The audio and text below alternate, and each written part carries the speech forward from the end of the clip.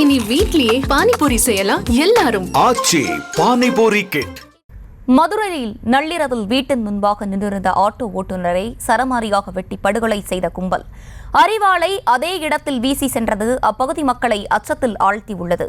இதுகுறித்து கூடுதல் விவரங்களோடு இணைகிறார் செய்தியாளர் பாலமுருகன். பாலமுருகன், வணக்கம். விரிவான விவரங்கள்.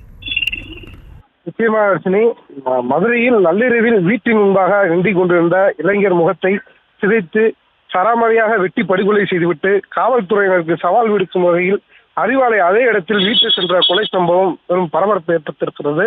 மதுரை மாநகர் உலகநேரி ராஜீவ்காந்தி பகுதியைச் சேர்ந்தவர் அபினேஷ் என்ற இளைஞர் ஆட்டோ ஓட்டுநராக பணியாற்றி வருகிறார். ஒரு சொந்த ஊர் மேலூரிலிருந்து இப்பகுதியில் கடந்த சில ஆண்டுகளாக பெற்றோருடன் வசித்து வருகிறார்.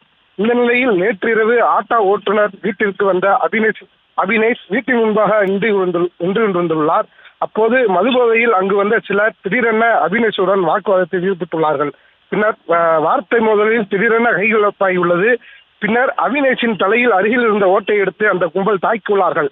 இதனால் அபினேஷ் வலியால் சத்தமிட்ட நிலையில் அலறல் சத்தம் கேட்டு அருகில் உள்ளவர்கள் ஓடி வந்து பார்த்தபோது கீழே சரிந்து விழுந்த அபினேஷை அந்த கும்பல் தாங்கள் வைத்திருந்த அரிவாளால் முகத்தில் வெட்டியதோடு, இந்த கொலையை நாங்கள் தான் செஞ்சோம், எல்லாருக்கும் தெரியும் என்ற எங்கள் நினைச்சாலே எல்லாருக்கும் பயம் வரணும் என கூறியபடி காவல்துறையினருக்கு சவால் விடுக்கும் வகையில் அதே இடத்தில் அரிவாளை ரத்தத்துடன் போட்டுவிட்டு தப்பியோடியதாக கூறப்படுகிறது.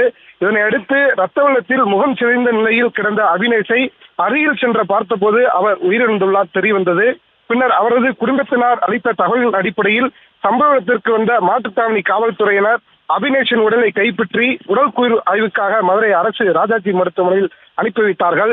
பின்னர் இக்கொலை சம்பவம் நடைபெற்ற பகுதியில் கிடந்த அரிவாளை தடவியல் நிபுணர்கள் கைப்பற்றியதோடு மாட்டுத்தாவணி காவல்துறையினர் உதவியுடன் கொலையாளிகள் குறித்து தீவிர விசாரணை நடைபெற்று வருகிறது.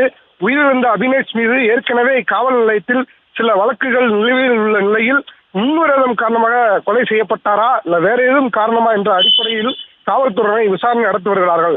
நேற்று காலை மதுரை மாநகர் ஆணையூர் பகுதியில் ஓய்வு பெற்ற தலைமை காவலர் இளைஞர் ஒருவரை வெட்டி படுகொலை செய்த நிலையில் சம்பவத்தை தொடர்ந்து மதுரை மாநகர் பகுதியில் மீண்டும் அடுத்தடுத்து நடைபெற்ற கொலையால் பொதுமக்கள் அச்சமாகி வருகிறார்கள். அர்ச்சனி, விவரங்களை வழங்கியமைக்கு நன்றி பாலமுருகன். இனி வீட்லயே பானிபூரி செய்யலாம் எல்லாரும். ஆச்சி பானிபூரி கிட்.